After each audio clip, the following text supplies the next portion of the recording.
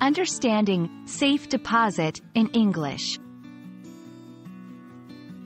Hello, everyone. Today, we're going to explore the term safe deposit.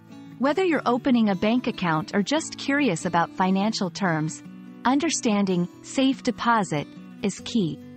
So, let's dive in. Safe deposit refers to a secure service offered by banks or financial institutions where you can store valuable items. Think of it as a hotel safe, but for your most prized possessions. It's all about security and peace of mind.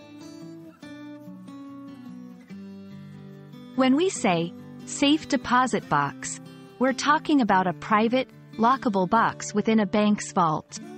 Here, you can store important documents, jewelry, or other valuables. It's like a personal treasure chest that the bank looks after for you. To use a safe deposit box, you need to rent it from a bank. There's a key, sometimes two, and often you'll need both your key and a bank official's key to open it. This dual key system adds an extra layer of security. Safety is the primary benefit. Your items are protected from theft, loss, and sometimes even natural disasters. Plus, it's confidential. No one knows what's inside except you.